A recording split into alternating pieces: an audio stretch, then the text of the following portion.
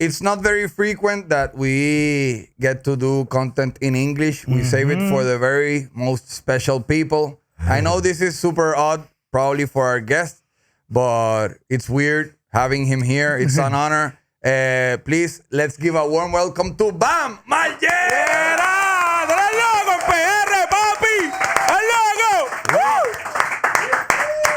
You know, I love Puerto Rico. This is like my 5th time here now, but I gotta say, I have a real passion for music. You know, filming 65 episodes with Viva La Bam on MTV and Jackass, of course. I always had a lot of musical input on it. And when I put my Spotify on shuffle on a band called Lágrimas Profundas, gothic rock, and this song came on, and I stopped whatever it is I was doing, and I'm like, who is this? I'm sorry, I can't cuss. No, you can. I said, who the fuck is this? I need to know who it is right now. I'm like, AMORE at LUNAM. Where are they from? AMORE at LUNAM.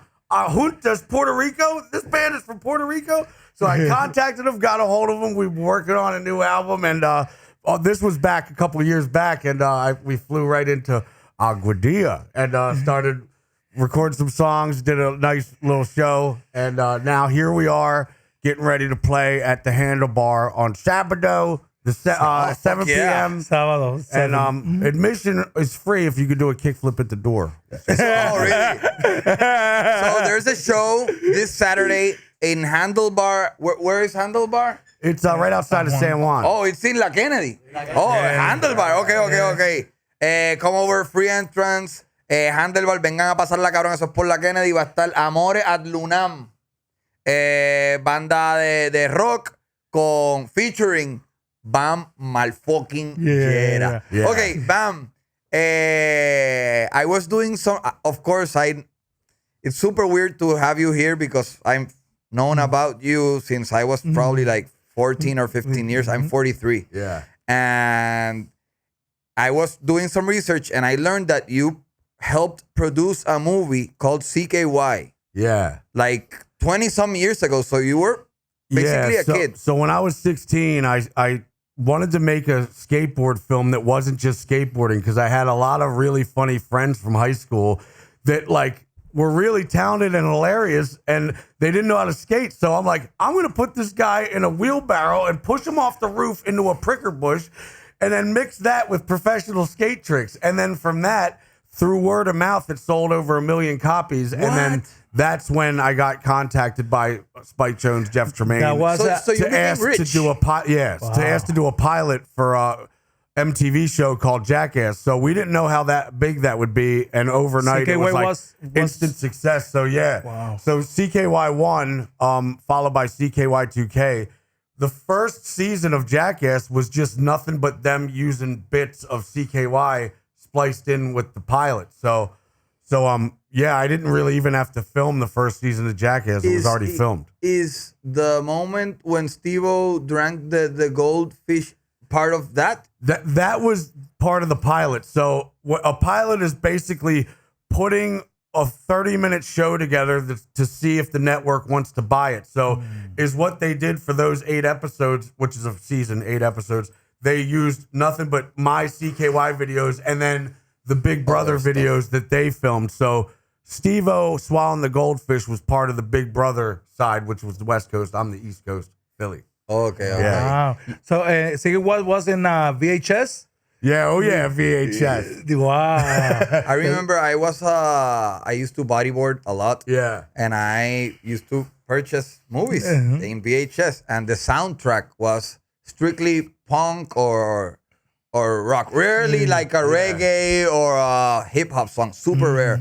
But the culture of bodyboarding was similar to it was rude and dirty, and you were watching the video, all of a sudden a fist fight was there, or a guy puking, or a guy shitting. Yeah.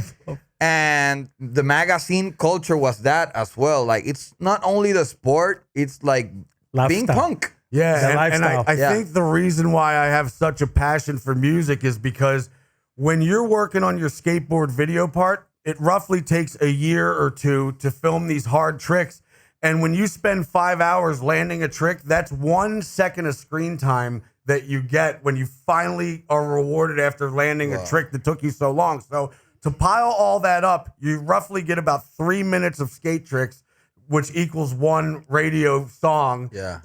A rock band song is about 3 minutes. So you really have to pick an important song. What if you did all these hard skate tricks and then you just threw on "Don't Tell My Heart," my achy breaky heart? People are like, what is this shit? No, you got to put something awesome on. I remember. So you have to really pick your song, and that shows your character. I remember hating Australian surf movies because their music sucked. Yeah. Like I didn't like it. I didn't like it at all. Crazy, man.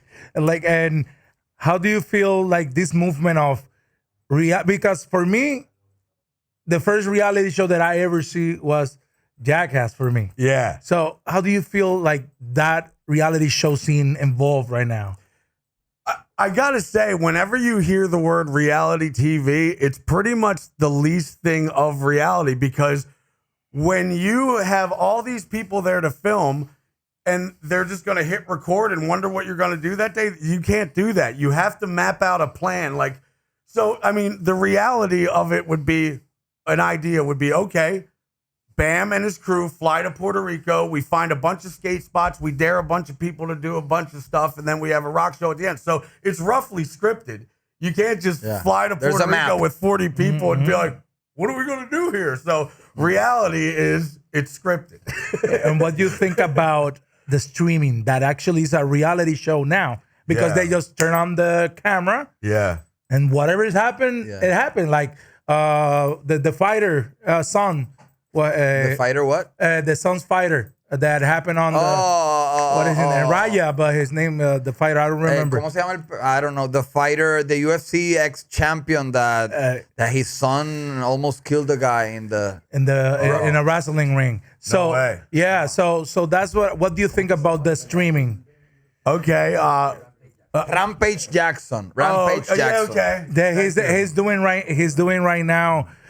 right now streaming. So what do you think about that? Because this, like, he's a champion. Yeah. And now, do you see yourself doing that kind of content? That's pretty gnarly. But you know, I did see bare knuckle boxing in Hollywood, Florida. I got invited by Lindsay Lohan's dad, Michael Lohan, and they're like, just so you know, you're going to be sitting in the splatter zone. And my wife's sitting there with Rachel Yucatel, who was, you know, dating Tiger Woods. So they're all in there like Versace dresses up. What's the splatter zone?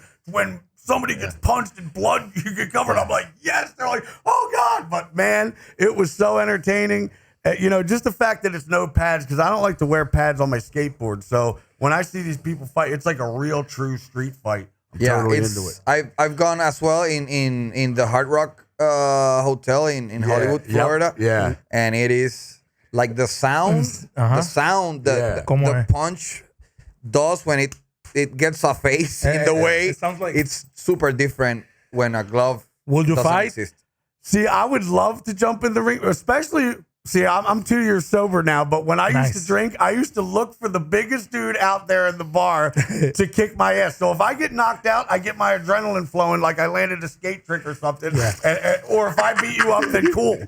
So either way, I'm winning. So if I get beat up, yes, I got my wish. And if I beat you up, cool. So either way, I'm going to win. If they give you $1 million right now, who you fight? See, I have to have a quarrel with somebody. I can't jump in with my buddy and be like, oh, yeah, no. Like, I got to be aggro. It's like, ding, ding, ding. I'm going to fuck you up. Like a DC 10, you're guaranteed to go down. Were you a big fighter when you were younger? Like, did you get in trouble for fighting? Or what's your last fight? I got more in trouble for just being a jackass at school. My mom got a phone call in 9th grade. They're like, why am I coming into school? Because your son has a attempted murder charge. She is flying to the school to wonder what I did. The attempted murder charge was me unscrewing the math teacher's wheels. So when he would sit down on it, he would fall back and I would laugh. He was in a wheelchair? No, it's just a chair with wheels. Okay, so would have been different. So when I undid the wheels, they're like, well, he could have sat in the chair and fell back and hit his head and died. And she's like, my mom's like, well, did he fall back and hit his head and die? No. Well, did he even fall back at all? No. But the point is, you can't unscrew the wheels. She's like, I am flying 100 miles per hour to the high school of an attempted murder, and it's just him unscrewing a wheel. So I got expelled for that. What's your earliest skateboard memory? Well, earliest skateboard memory was probably I was in Little League baseball and I was a pitcher and I was really good at it. And my dad wanted me to continue doing that, but I didn't like the uniform or anything and just being a part of a team. And when I was at the school bus in kindergarten, I see this dude flying down the street with a skateboard with all these scarves, and he just looked so rad. He just ollied this manhole cover and just kept pushing. I was like, that was the coolest thing ever. I'm like, Mom, can I get a skateboard? Mom, can I get a skateboard? Once she got me one, I never put the thing away. So you were in how old were you? I was 5. Oh, you were in kindergarten. Yeah. Wow. Whoa. So when I was 5 and I got my first skateboard, I knew right away that I wanted to be a professional skateboarder. And my mom even found a note that said, it said in 5th grade, when I grow up, I'm going to be best friends with Tony Hawk, drive a red Ferrari, and be a professional skateboarder. And when she found that note later on, I was 21, and she's looking out in the driveway with a red Ferrari that Tony Hawk bought me from being a professional skateboarder. What a prophecy. Yeah. And like, do you think skateboarding, okay, this morning, I had a discussion with my soon-to-be wife that I was telling her that surfing is not mainstream, but skateboarding is. It's becoming that, now that it's in the Olympics and X Games really help. But we got to give a shout out to Manny Santiago from Mayaguez because he's straight from Puerto Rico in the Olympics, one of the best skateboarders ever with his green-haired, toothless ass. Okay, but what contributed more to making it mainstream? The Olympics or the game? Oh, that's another thing. Mm-hmm. Tony Hawk video game, he put me in that first game, and we didn't know it would be as big as it was because every little kid, grandmom, grandpop, whoever is playing that thing, everybody owns a copy, and that's probably the most popular video game out there. So yes, you're right. That video game definitely has a lot to do with it. Just do you because, play? I played so much that I was missing flights over it, and I had to get rid of it. Okay. Wow. When I'm missing my 10th flight over like an obligation I'm like, this is my 10th flight I missed. I probably lost about $100,000 by now. I got to put this video game. My mom's like, you're going to miss another flight. I'm like, shut up. I'm going to win. Do you get like some sort of report of how many people use you in the game? Oh, yeah. I sign a lot of Comic-Cons and horror cons, and they usually come up with the video game and say, all I picked was you in that game. So, yeah. Why do you think that happens? Because I like rock stars and I listen to a lot of rock music, and you got to look cool in the video game. So a lot of skaters would just show up with a white t-shirt on and a pair of jeans and be like, there's me. I'm like, no, man, I'm rocking a purple ass coat with the tattoos showing, with a nice chain, with some flair, with some wristbands, a wrist guard, whatever. So I looked like Jack Sparrow before Jack Sparrow, and everybody wanted to pick that. Really? No, actually, you were the most swagged out skater around. Yeah, if you're in a rock band, you got to play the part. I mean, what if Aerosmith showed up and everyone's like, here they are in Puerto Rico, and they all come up with like Adidas sweatpants on with like Crocs. You'd be like, boo! What do you mean boo? We didn't even start singing yet. Just boo to the whole thing. Where's your rock gear? Got to play the part. I remember watching or knowing about Slayer playing in your...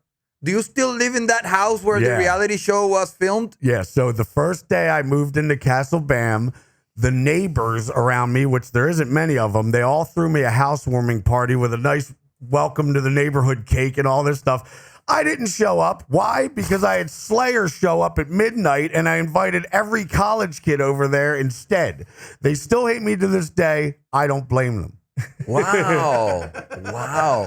So there was show up to his own welcome to the neighborhood party. What's this? There's so much traffic. There's rock playing at midnight to the point where there's a jail, a prison, a mile away from my house, and they were shaking the handlebar or the bars, the gray bars in the jail because they're hearing Slayer live with their own ears, and they were going bonkers in there. We're watching some footage, I believe. Yeah, it's in my backyard.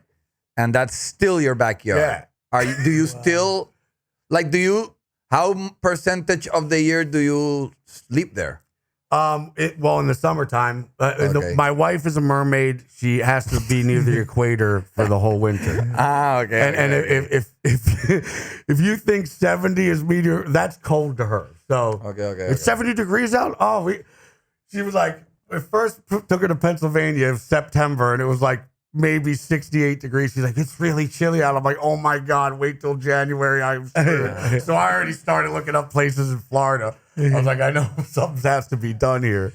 So the whole year, really, you're moving around during the whole year. Yeah, I mean, every weekend I'm in a different state doing a Comic-Con signing or just, whatever. And then every month I'm in Los Angeles for a week to see my 8-year-old son, Phoenix, and get some skating done, whatever kind of commercial offer I have. But yeah, and I also forgot to mention, since I moved into Pecopson Township at Castle Bam, they have 12 new rules there. One of them is no upside down cars in your driveway, no Civil War reenactments, no zip lines to wrestling matches, no naked wrestling matches, no rock concerts. No, Wow. you can't fill up your hot tub with cereal and milk. There's just so many. Whatever I decided to do, they would figure out, what you doing over there? Oh, a naked lesbian vegan wrestling match. No more vegans, no more lesbians, no more wrestling matches. Whatever I decided to do, they would shut it down and create a new rule. If they made a movie about your life, it would be like that didn't happen. Yeah. Did you meet Kim Jong-il? You know what? I met Kim Jong-il, and I'm in a loony bin in like a mental institution in Florida, and they declared me as schizophrenic in there, and I'm like, by no means am I schizophrenic. And then a year goes by, I'm like, hold up, it all makes sense now. If you're in there trying to marry your own sneaker because you're crazy, and you're just going because you're nuts, and I'm sitting there saying that Billy Idol cut off the roof of my purple Lamborghini. Then I shipped it to Pyongyang, North Korea, because Kim Jong-il wanted to look at it on the gumball rally. It sounds pretty schizo. Yeah. But if you looked it up on the interweb, it's true. Wow. So, okay, is Kim Jong-il the dad? Yeah. When was this? This was, oh man, it has to be at least 10 years ago by now.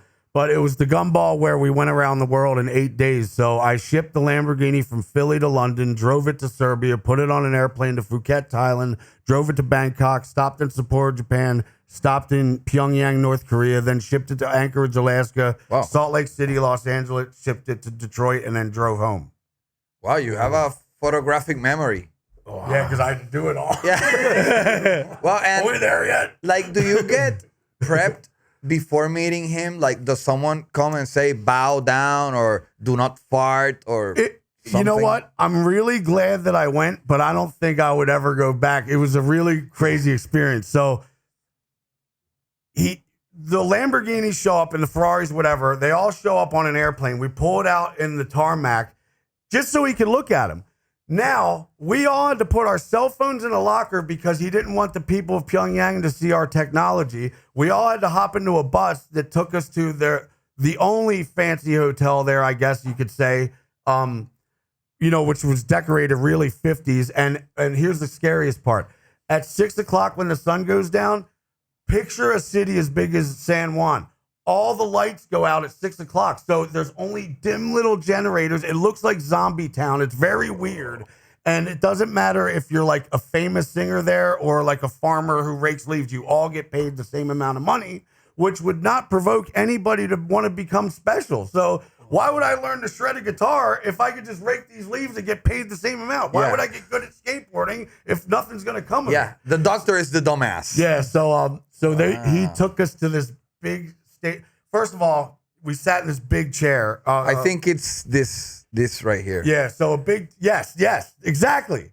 There we are. So there's Kim Jong-il. I'm probably in there somewhere. Let me stop you a second, for maybe someone doesn't know. Kim Jong-il was a dictator of North Korea, probably the most suppressed country in the world, and his son, he died, and his son, Kim Jong-un, is the actual dictator. So he met that guy. Yeah. So and he doesn't shit. That guy didn't shit. He says he doesn't shit. But now we won't be able to go. The interview movie is inspiring. Yeah. You know what kind of bummed me out though? Like this guy is eating like nice lobsters every night with like nice caviar and stuff. Meanwhile, you can look out the window and all these people in Pyongyang are pretty much digging in the dumpster for a peach pit. Yeah. You know, it's just like, Hunger. Like you're not hooking these guys up, but you sure are hooking yourself up every single night. You've never felt what it's like to suffer. They're down there probably eating rice with no flavoring in it, you know? How was like your reception? That like, did people come out to the airport? I could say this. When I was staying in the hotel, I took my skateboard and I skated down the street and I ollied over like a bush. And everybody was just like, who is this guy with drawings all over his body on a piece of wood with 4 wheels on it, jumping over things? Like they thought I was from the future. They all just stopped like, what was that? Imagine seeing Dennis Rodman. Yeah. He's Kim Jong-un's buddy. Yeah. And I bet he's from the future there. Yeah. Super from the future. Would you go and interview? No way. Actually, my wife is I wouldn't recommend it to anyone. My wife is a stretch coach, and her a stretch coach. She stretched my legs back to being able to skate again. You know, the doctor said in 2013 they were like dry rotted rubber bands from alcohol abuse. So her prior client before me was Dennis Rodman. So we had a lot in common when we were talking about going to North Korea. Whoa. Yeah. So okay. Let's go back to the stretch coach. Yeah. Why? What happened to your knees?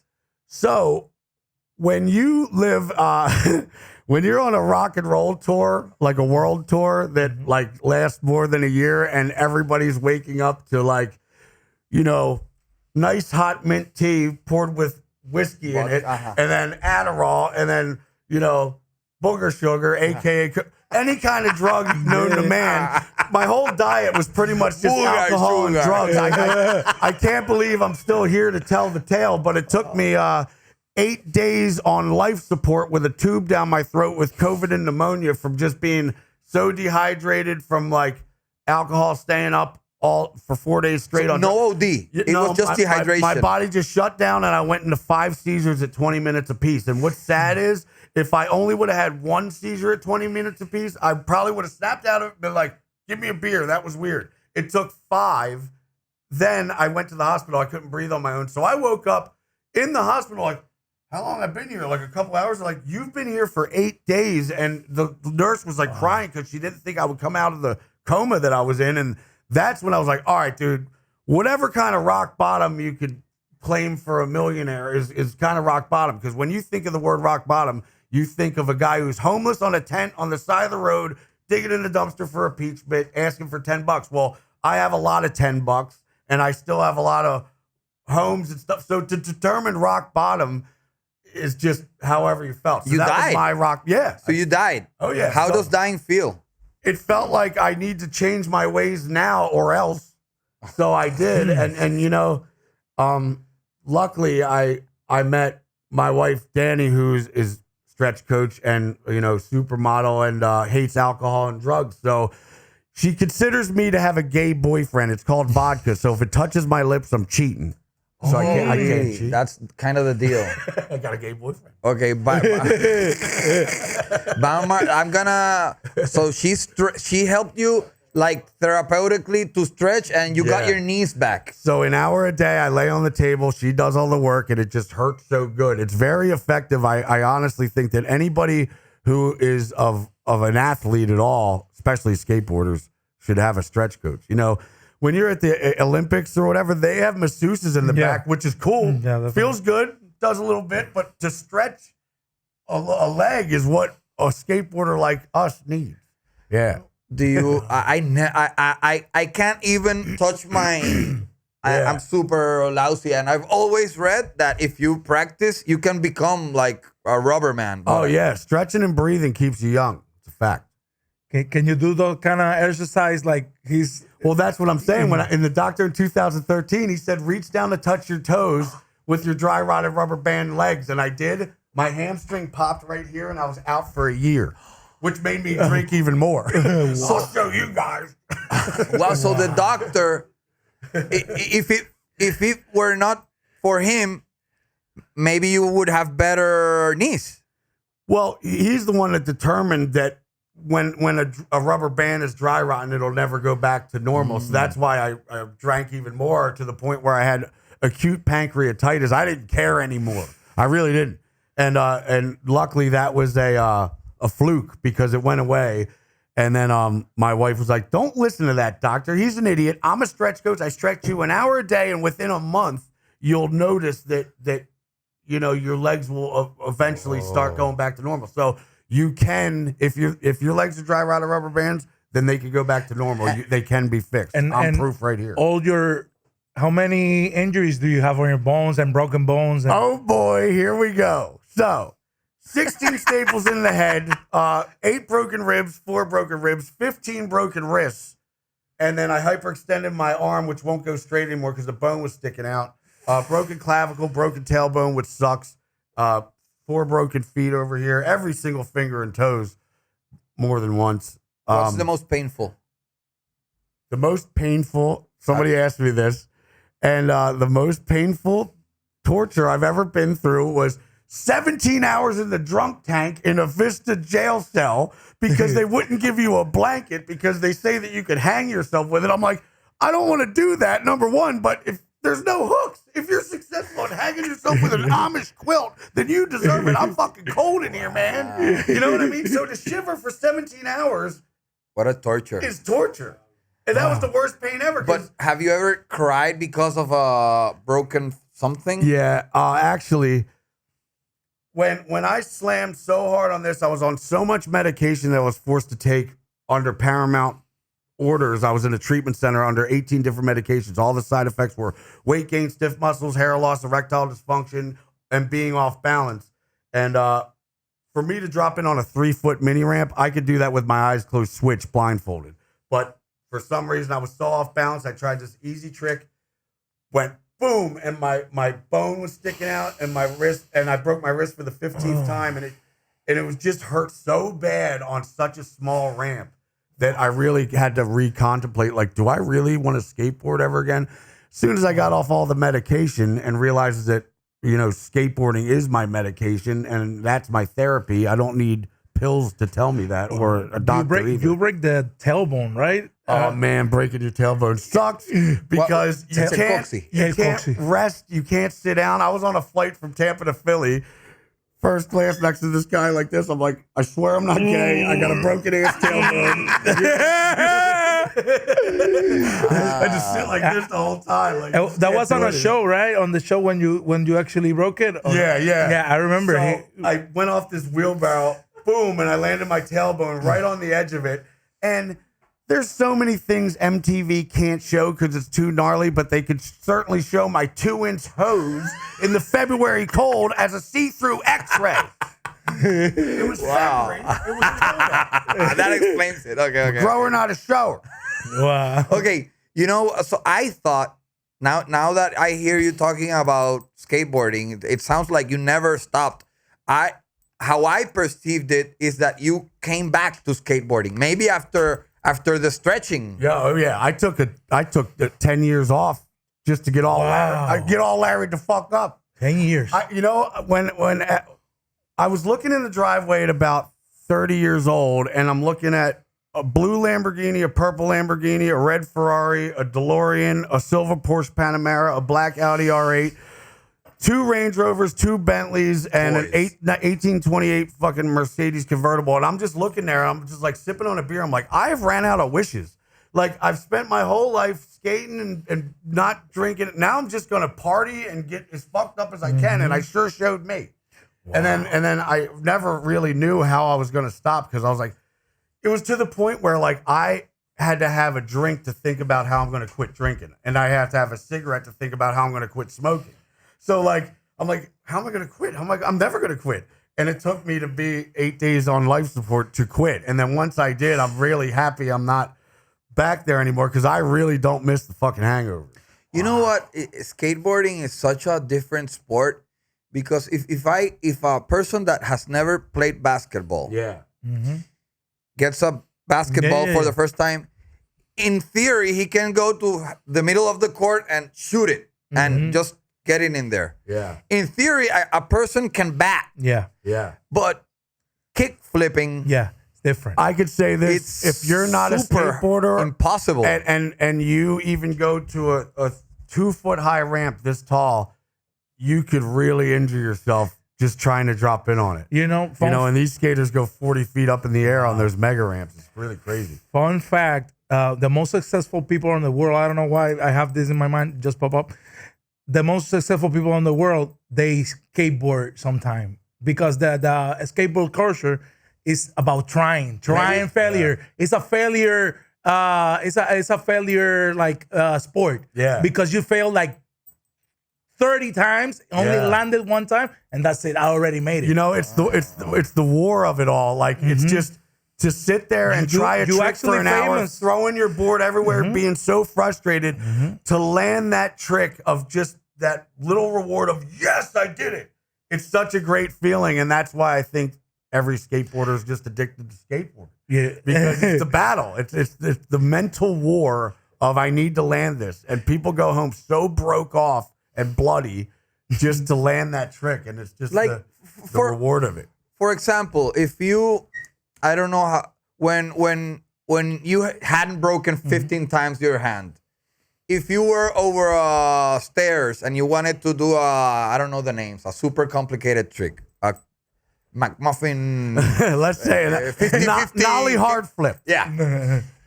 And so did you need to make it in order to carry on with your day, or could you just abandon the idea and say, like, you know what, today's not the day? No, you can't abandon the idea. That's the thing. Once you get started on trying a trick, you have to keep trying it. The only way that you're not going to ride away from this trick is if simply you break a bone, or you're just completely too exhausted, or a security guard kicks you out. But if you're still capable, it doesn't matter how bloody you are, you have to just keep trying it. You can't just say, I'll choose another day. all his skate videos went viral because all the fun of your videos was all the crashes. All the crashes and sometimes a crash is better than the make. I prefer to see a gnarly slam rather than somebody constantly riding away from a trick. You got to put some slams in there. And I bet that knowing how to properly fall was a super asset in your Jackass days. Yeah, that's the benefit of being on Jackass, is that instead of skateboarding, which you could try a trick for an hour and then land it, Jackass is a one-take Jake, one-try thing. So all you have to do is learn how to fall right, and jumping down stairs all day, which is what I did pretty much 2 hours all day, every day when I was a kid. I've learned how to fall out of these Jackass stunts. So as long as you're brave enough to get up there in a wheelbarrow, get pushed off of a 2-story roof into a pricker bush, then that you got the shot. Didn't you one time? The end. Didn't you one time? I think this was maybe in Viva La Bam. You had a hot air balloon. Yeah. And you hung. Yes. From a rope. Yeah. And it flew probably 50 feet. That was an accident. You know what? Me and my buddy D. Camella were holding on to this hot air balloon, and it started to go up. And as soon as it was about 15 feet up in the air, he let go, and then I just shot up like a rocket. Yeah. And I didn't know what to do. I'm just, what am I going to do? And luckily, like 12 people ran to the rope and started to pull me down. But at this point, I was pretty much like 50 feet up in the air. I would think, okay, I'm dead. Like right about now, I figured out that okay, there's enough people now that it's starting to come down. But if there wasn't all those people there and it was only 2, I would have been screwed. That's like, did you fear for your life? No, I kind of, it happened so fast. I was pretty casual when I came out. Like, oh, that was that. You know what's crazy? He didn't hesitate from that, but he when they put some snakes on the, that's your like. I could say this: the worst idea to ever tell the producer of Jackass that you'll film anything except for snakes because I'm terrified of snakes. I'll do this, I'll do that, I'll do this. But if you get a snake near me, oh no. All that was telling the directors, put snakes on BAM. Yeah. I should have said. That's what I would have done. Yeah. I should have said, I hate beautiful women around me. If there's even 100 of them, you're all dead.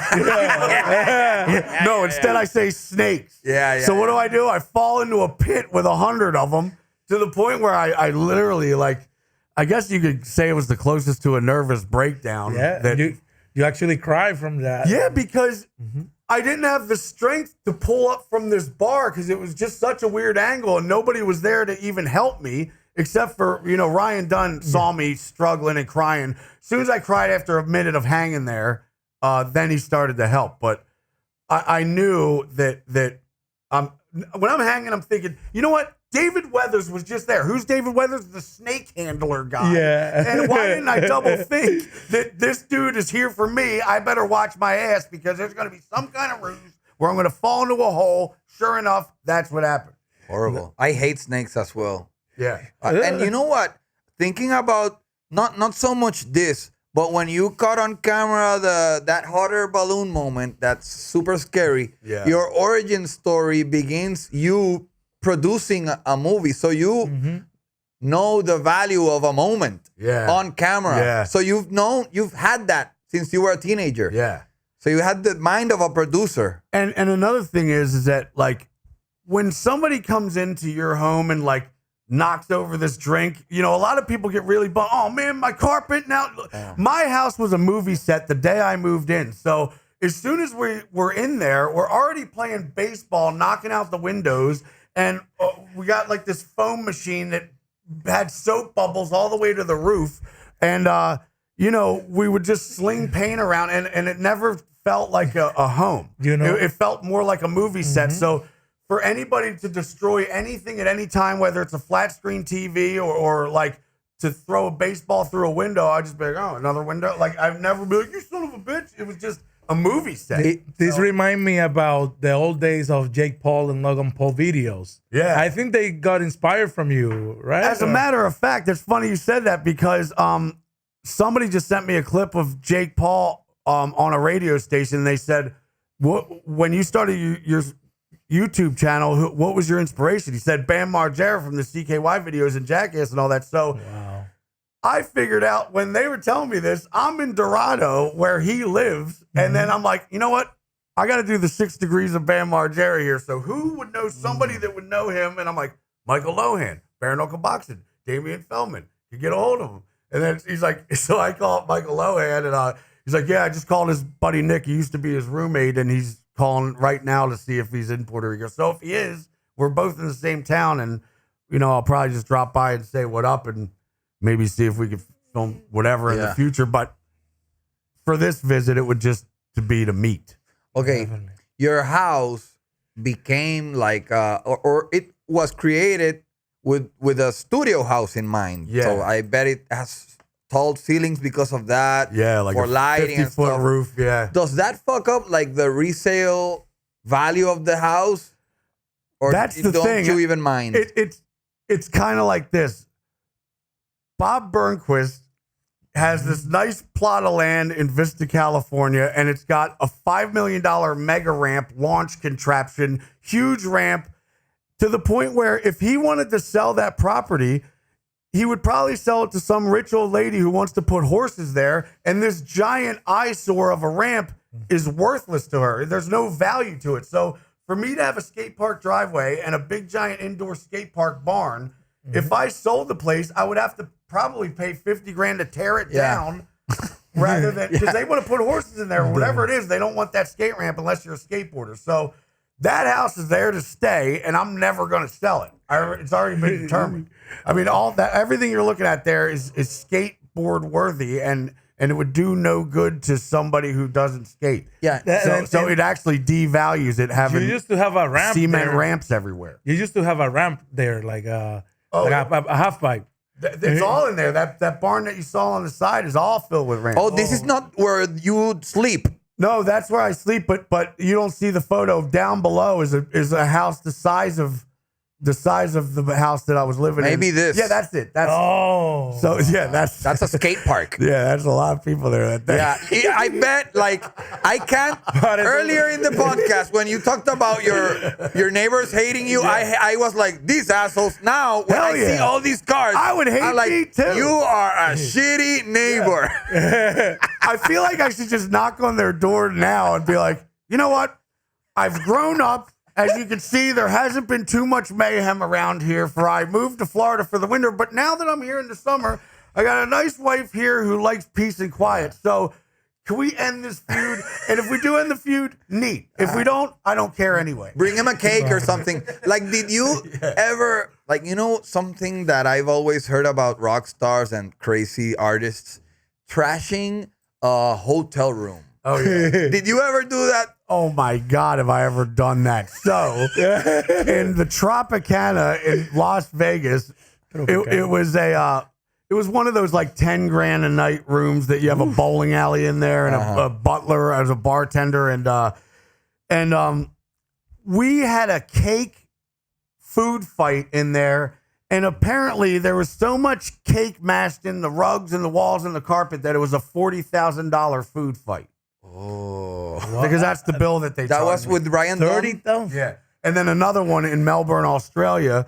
I figured out that I like to paint on my spare time during this rock tour, so I would buy a bunch of canvases and I would paint in my room. And I didn't know at the time, because I was new to doing art, that oil paint takes 4 days to dry. So my drunk ass leaves a white paint trail of footprints from the lobby all the way up to room 410 or whatever. And they're like, boom, boom, boom. You have an $18,000 bill from this carpet of full paint. Yeah. And I'm like, wasn't me. They're like, your footprints. I'm like, oh shit. So then, can I see your shoes, sir? Then it gets even worse. So now, every hotel that I get, I have at least 10 rooms, because, you know, you got the bass player, you got the drummer, you got the singer. So everybody, I rent 10 rooms wherever I go. So in this case, I noticed from going in the rooms that it's all the same Kmart, Target, piece of shit painting that is not an original, because they're all the same. So I grab the paint and I start painting over the canvas, and I'm just going to take the thing off the wall and bring it home with me.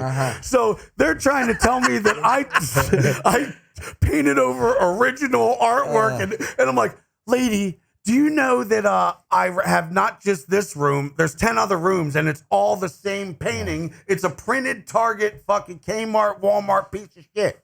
So don't tell me that it's original. And, you know, she was really heavy set and portly, and Novak's all drunk, and he just looks at her and goes, you just won $18,000 you could pay for liposuction, you fat fuck. Her face turned so red. Steam was coming out of her ears, and her clients, because she's the boss there, they're like secretly laughing too. I never seen murder in somebody's eyes, and she wanted to kill Novak to the fullest. Wow. It's so satisfying to just say something that destroys the inner person. That's then so on satisfying. that so then we got kicked out of that hotel, and we got an Airbnb, which had the top floor balcony, and there's 8 people in this Airbnb, and Novak has to take a shit, and then the bathroom is fully taken. So he pulls his pants down off the balcony and just shits off the building, not knowing that 5 stories down is a couple having a nice romantic anniversary candlelit dinner, and they get shit crystals splattered all over them. Is this they Novak? start pounding on the fucking... Yeah, it's him. Luckily, he's sober now, because he was the biggest hell on earth piece of shit ever. Well, he shit down a balcony. He shit off the balcony, and the wind blew the shit on a romantic dinner. On a romantic candlelit dinner 5 stories down, because we're 20 floors up. So who has the better story? They're pounding on the door like, I'm going to kill you, motherfuckers. I got shit on my wife in her wedding dress for her anniversary dinner. Somebody's going to die. Wow. Was this the guy who got the toy car in his asshole? No, that was Ryan Dunn. Oh, that was actually, Ryan Dunn. Yeah. Somebody recently at the airport looked me up and down, and they go, ain't you that dude from that movie who got caught shoving that Corvette up his ass? I'm like, first of all, I didn't get caught shoving anything up my ass because there was 9 cameras there. But no, that wasn't my ass. That was Ryan Dunn's ass. Nice try. You know that part of the movie is so special to Latinos because I think the doctor was a Cuban. He was. And he says something like, se metió unos carritos por el culo. Tiene un carrito en el culo, sí. Tiene un carrito en el culo. And he's right in front of Ryan Dunn. He's like... He's like, so you think I got all drunk last night at this frat party and swallowed a little toy car? He's like, no, somebody put that up your ass. You probably put that up your ass. How was Ryan Dunn hanging out with him? How was his whole vibe?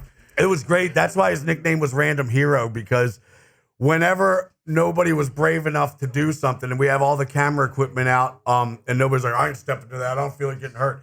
He would always be like, give me the thing. Let's just get it over with. So he would be the random hero that would get the golden shot for us when nobody was brave enough to. So that's how he earned that name. Who was the best drinking buddy of the crew?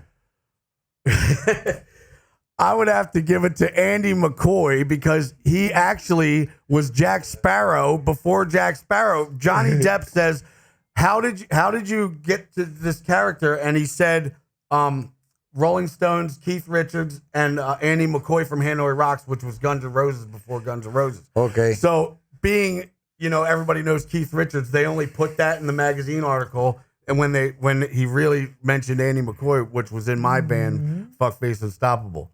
Before that, he took Izzy Stradlin's girlfriend away and married her from Guns N' Roses. But that's Andy McCoy from Finland. True fucking pirate.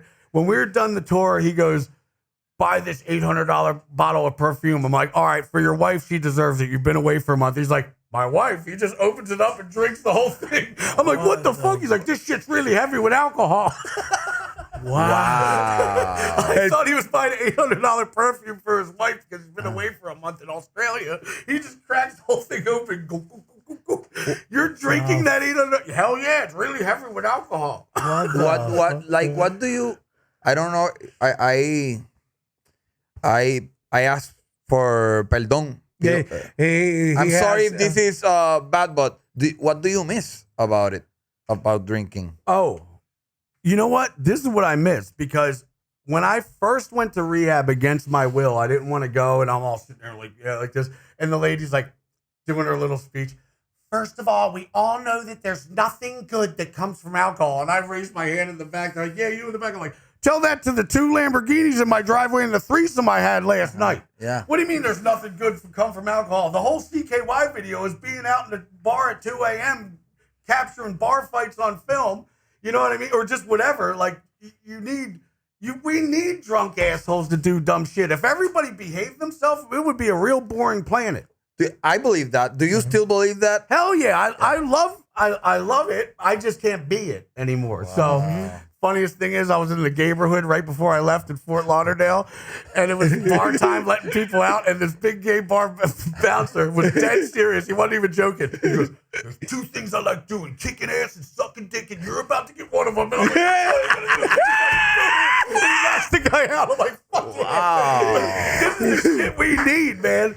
We need this kind of entertainment. So don't tell me that there's nothing good that could come from alcohol. I bet you differ. Yeah. I just can't do it anymore. I remember I'm allergic. I wind up in handcuffs. I really do. When I was a teenager, I was subscribed to a magazine called Pit.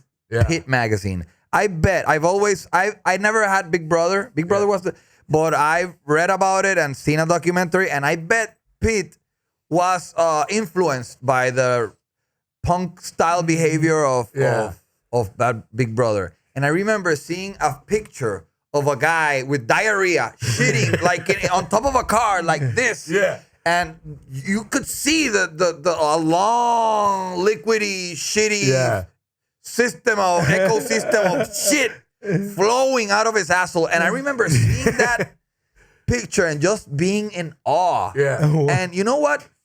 Kids nowadays won't have that. I had to wait every month to that magazine arrive in my house. And now everything is so accessible that you wouldn't stumble upon a guy shitting diarrhea. Well, I could tell you this. Do you remember the comedian George Carlin? Yeah, I'm a huge fan. He did this bit. He goes, here's something you never see. a man taking a shit while running at full speed. And I just look at Rab himself. I'm like, you're fucking doing it. Yeah. We buy 8 X-Laxes. He takes them all and he waits for him to kick in. He's like, it's going to happen now. So he puts on a jock strap. He just starts running and just all this shit comes out while he's running at full speed. I sent it to George Carlin. I was like, we showed you. Here's something you never see. Well, now you're going to see it. Did he ever write back? Oh, he was. See, I put him in the movie saying that, and then I show Rab doing it. And yeah, for sure I had he saw to show it. it to him to clear it because you have to get permission first. So he saw it, he loved the fact that we proved him wrong. Oh, wow. Yeah. And did you get permission for the punk music in the movies? Like the skate early CKY, for example? Or was that like... Well, CKY is my brother's band, so I use pretty much their soundtrack to my movie and called it CKY, which later on got them signed to Island Def Jam, which later on let them tour with Guns N' Roses, Metallica, Deftones, AFI. I mean, all the big top-notch shit. So it worked out really good for everybody. Okay. I've been hearing about your cars and everything. What make you the most money? Skateboarding, the TV shows, your own shows, the CKY movies. Well, Jackass. Skateboarding got me pretty much to where I'm at now. So I got to thank skateboarding for all that. But right when Jackass happened, like a light switch, it was bigger than everybody thought. So MTV's trying to print up all this Jackass merch to try to sell it, but I already have BAM merch with Element. I have BAM skateboards, BAM chain wallets, BAM sunglasses, BAM hats, BAM everything. So I sold 20,000 skateboards a month for 3 years straight, outselling Tony Hawk. How many a piece? 20,000 a month for 3 years. Yeah, like these BAM shirts. I remember those. BAM rings, BAM bracelets, everything. $50 a piece, They right? sold through the roof. And from that, you know, somebody like Right Guard Deodorant would say, I'll give you $1 million for 1 day of work if you say, get extreme, get Right Guard. And then I did that, and it was probably the most and easiest money I've ever made. You know, breaking your body, jumping down all these rails and stairs on a skateboard, and then you just say, get extreme get Right Guard, you get $1 million. Just to put deodorant in 1 Yeah, million. but I remember, because I'm pretty in tune with the culture. Yeah. Surfing is pretty similar. When I was young, there was a critics for selling out. That would have been considered selling out. That's the thing. Like a lot of skateboarders would say, BAM sold out. You know, you did a Right Guard commercial. I'm like, you know what? I did sell out. And I'm going to sell out again because they said it was a real success and they asked me to do it again. So I'm doing it again. Fuck you. I'm crying in my Lamborghini. Get extreme, get Right Guard. Big time. And I say to any skateboarder, if you get any weird deal, whether it's like Colgate toothpaste or like, you know, anything like that, just go for it. Feed your family. You know what I mean? Like, because a lot of skaters, they keep it real. And then where do they wind up? Poor. Yeah, because when you're 40 years old, the skateboarding industry has no hard feelings letting you go because this new kid from Brazil is jumping down 30 stairs and now you're 40 and you're barely jumping down 10. So goodbye. Yeah, but I kept it real this whole time. Well, you're an idiot. You should have done a Right Guard commercial like BAM. Had the opportunity. Wow. Yeah, that's so true. That's the thing. Anybody who's a hater and a skater saying that has not gotten that opportunity. Oh, it's selling out. Well, if they asked you, you would fucking do it in a nanosecond. Yeah. What do you think about the new movement of Japanese skaters? And Yeah, they're incredible. It's almost like they watched the Tony Hawk or played the Tony Hawk video game doing these tricks that are pretty much impossible, proving me that they now are possible because there's all these combos like 360 flip, nose manual, to nollie flip, to regular manual, to McTwist. And it's like, these are just video game tricks that are completely impossible in the real world. But I guess these kids today are doing these gnarly combos. Some of the things that I've seen have blown me away so hard as a professional skateboarder for 30 years. I never thought that I would see some of these tricks even be possible at all. It's really incredible. So the sport just keeps evolving. And what is it? Is it the shoes? Is it the skateboard? Is It's it just the food they eat? I think it's what he's mentioned. Is what it is back in the 80s, everybody's trying to figure anything out. So when I saw Salman Aga switch Ollie over a fire hydrant, I'm like, he's doing it backwards. He doesn't even skate that way. He skates this way and he did it that way. That's incredible. So now when people automatically grow up seeing a switch 360 flip, which we never even seen or heard of in the 80s, now that we know that it's easy, now that we know that it can Possible. be done, now it opens up all new doors to, you know, we're the pioneers of it all. You know? What came before, the kick flip or the heel flip? Kick flip came first, and then heel flip, then 360 flip. But I remember trying I could ollie, and I couldn't kick flip. And a neighbor of mine could heel flip, and it looked so much harder. Yeah. And I tried it. Obviously, I tried it 1,000 times, and I eventually landed it. Yeah. But it's like odd. Like, who thought about just hitting the wood with your heel? Yeah. Rodney Mullen. And like back in the 80s. That was the guy? Rodney Mullen invented Rodney Mullen invented every trick in skateboarding. Rodney Mullen invented well over 100 tricks. I don't even know why the ollie should just be called the Mullen. This guy. Yep. Yeah. 100%. That's the one. But I mean, back then we were just figuring out that you can slide down a handrail with your skateboard. So now that it's 2026, like, and we've shown how much things are possible. Now people are doing 50 stair handrails for lunch. Flipping in, flipping out. Flipping in and flipping out. Okay, That's crazy. Let's talk about music because this Saturday, here in Puerto Rico, en Handlebar, va a haber un espectáculo de rock. There will be a rock show. Bam Margera, Amore at Lumar. Amore at Lunam. Can someone... Yeah. Amore at LUNAM. Amore at Lunam. Okay. How did you, Bam, tell us the whole story, get a hold of these guys or learn about this band? And if anyone can just stand in the mic, it would be great. So I'm really passionate about my music. And when I heard the song come on my phone, it was Forever Alone. And I stopped everything I was doing to go find out who this band. I stopped everything. Who's this band? Amore at Lunam. And I already knew this band has what it takes. And I was so excited to hear this new sound. And just, it's pretty much exactly what I was trying to tell somebody what I'm looking for. And I already found it without having to tell somebody. So when it comes to Malcolm Baez as a songwriter, he's exactly what I'm looking for, because to take a word like "you're my lady," it's just one word, "you're my lady," but it's the way he'll teach you how to say it. You're my lady. You know, tomorrow's a new day. Tomorrow's a new dawn. Tomorrow's a new day. It's a new dawn. It's stuff that I need to be taught how to do. He's a very excellent songwriter. Who's Malcolm? Right there. Yeah, you ¿Tú go. eres el cantante? Sí. Can we speak in English so that... I think he used to speak in Spanish. ¿Tú quieres hablar en español? How am I Okay. supposed to learn? Tú- Ajá. En español no hablo, o sea, en inglés, imagínate. De verdad, sí. Cuidado. Ok, ¿cuánto tiempo lleva la banda juntos? Pues, hermano, el proyecto 2006. empezó en 2006. Ok, entonces, ¿cuándo carajo ustedes se enteran de que Bam Margera se enteró de que ustedes existen?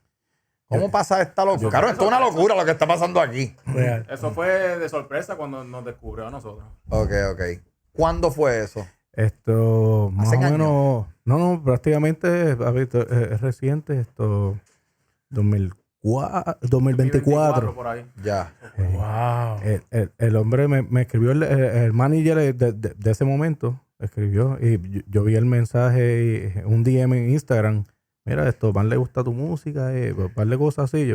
¿Qué tú crees que yo pensé que era? Embuste, cabrón. Bicho, mamá el bicho, cabrón. Yo dije, gracias. Ajá, sí, tremendo Le embustero. escribí gracias así y después lo pensé y me metí a la página y lo veo con un par de gente de Misfit, diablo, el tipo está conectado, sí, quizás es él. Y le escribí, mano, dile a Van que es un honor, que le gusta mi música y si está puesto para una colaboración, que vamos a hacerlo.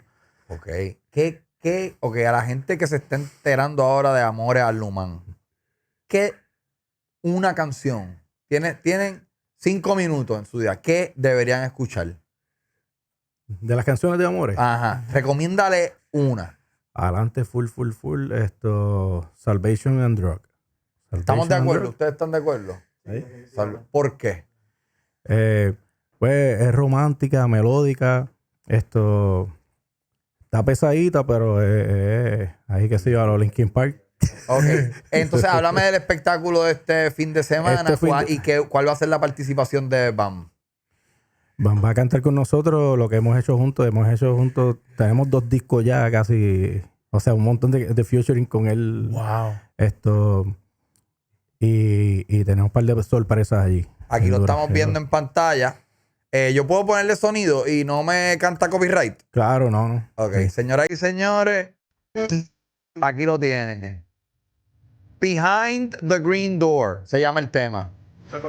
Correcto, eso es dirigido por Omar.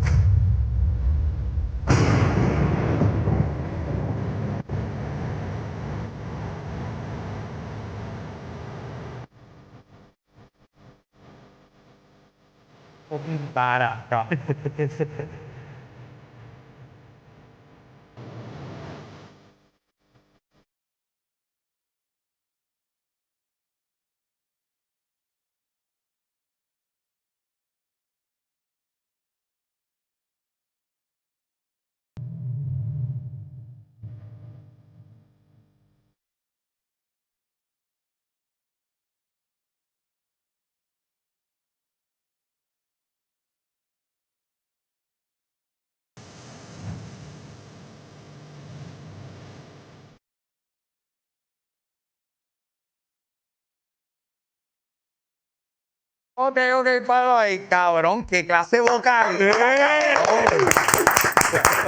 ¡Wow! ¿Tú cantas también el tema? Sí. Ok, voy a darle un poquito fast forward. Este es Malcolm interpretando. Adelante, producción.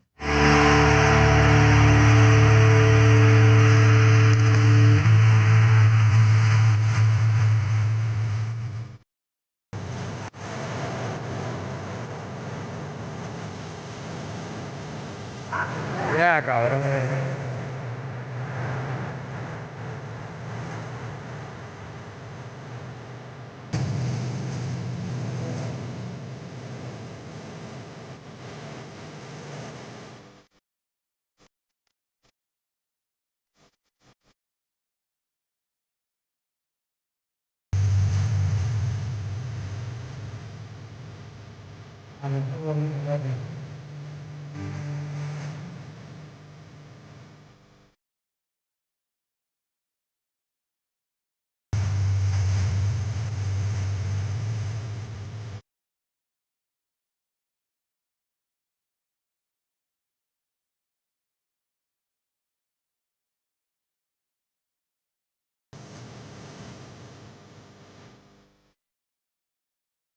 Es un future.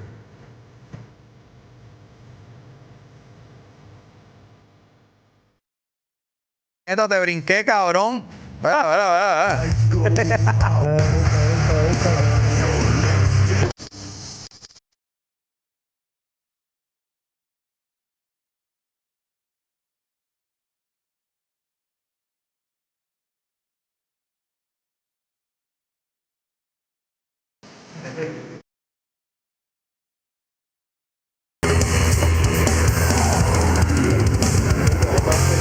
¡Wow, cabrón! Vete pa'l carajo. Esta banda es boricua, cabrón. Todos ustedes son boricuas. It's music to my ear, you know. When I could hear something on repeat over and over and over again without going bonkers and being like, "Yup, keep it playing," that means that I know that I love it. And were you always a vocalist? No, I always let my brother do the music part of it, and I was always doing the skateboarding side of it. But you know, as I got older and you know, really know now what I'm looking for to do, I found the right band to do the exact music that I want, that would be timeless for me, that I could just put on forever and never get sick of it. Wow. Cabrón, esos tipos de puta. Un aplauso, cabrón. Gracias por venir. Señores, AMORE, al LUNAM, disponible en todas las plataformas digitales. Voy a poner el enlace aquí. El evento de este sábado es gratis. The event is free for everyone. The kickflip joke, I hope was bullshit because I don't know how to kickflip. I'll hold your hand.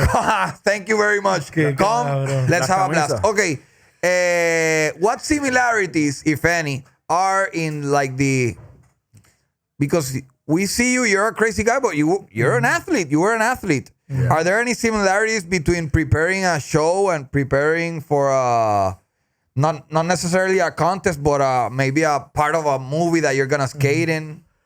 I kind of learned when it comes to a rock show, I to not get nervous. You just gotta just be yourself, go do your thing. There's been so many different times I would be nervous to go. So I've done it all in every different way. And I noticed the hardest part about singing, honestly, is when you're not singing. Because when you're up there and you're singing, you're doing something. So whenever you stop and somebody's doing a guitar solo, you got to figure out some kind of Jagger move or something. You can't just be sitting up there doing nothing. You got to shake your shit machine. Yeah. What did I do? I went to the fucking amplifier and cracked open a beer because I didn't know what else to do. So when you're singing like this and then it's guitar solo time, I'm like, oh, the guitar solo's done? All right, let's go back to singing. So the hardest part about being a singer is when you're not singing. What are you going to do? You got to shake the shit machine like Jagger. Your shit machine, cabrón. Wow. Cabrón, bam. Yeah. Thanks for coming. Thank you. This is what time, how many times have you been in Puerto Rico before? Well, the first time I was here with a big Tony Hawk demo with a vert ramp right in Old City San Juan, and I jumped off the vert ramp into this tree that was really scary. That was in 2000. So I've been here about a total of 6 times now, I think. And my wife really likes it here. She's kind of on the DL looking for some property in the middle of the jungle. Wow. Or probably the beach. That would be insane, cabrón. Yeah. I mean, like, everybody knows, like, we had MTV here. Like, I grew up with MTV. I grew up, it's super surreal. I bet, I know I've told you a couple of times, but it's super surreal. I bet these guys are like, what the fuck? We have a show with Bam Margera on Saturday, cabrón. Yeah. So thank you very much. My heart is really in it with AMORE LUNAM. Like, I really noticed I'm on a lot of road trips and I'm on a lot of airplanes, so I'm constantly listening to music. And there's sometimes I'll listen to an album and be like, that was pretty good, and then I don't need to hear it again. With AMORE LUNAM, you could just put it on and I'd be like, yes, this is the shit. And like, what's your top tier, since you have even had shows? I think Iggy Pop also performed in your house. Yeah. Slayer, your brother toured with Guns N' Roses. Yeah. What's like the most amazing live show you've ever seen? I'm not kidding. So to own a nightclub for about 8 years outside of Philadelphia, it was capacity of about 600 people. So it doesn't matter if you're coming up as an artist or coming down as an artist, I'm going to get you. Whether you're Blues Traveler or Tech Nine or whoever, you're going to be coming through my club. So seeing a lot of stadium shows with Metallica and, Ghost and Iron Maiden, and the raddest show I've ever seen was sound-wise and visual-wise a band called Hardcore Superstar from Sweden that just gave it their all in this tiny rock club, and it was so intimate and awesome. And I remember the sound was so good. And just because when you're at a stadium, you have these gaps. Even if you're in the front row, there's still a 20-foot gap to the stage. And you're like, like this was so nice and jam-packed that I remember leaving, doing that. Hardcore Superstar was definitely in the top 5, followed by, I would say, Amon Amarth. They put on a really good show. Him, of course, CKY. And that you had a collaboration, right? Like, I remember seeing those shirts with him and Bam, or am I making that up? So CKY is my brother's band, and it's also called My Movies Before Jackass, so it is a little confusing. And the heartogram is him from Finland, but I represented a lot, on Viva La Bam. So seeing me on TV all the time, if you don't closely follow the news, then you'll think the heartogram is my thing, but it's just me representing one of my favorite bands from Finland.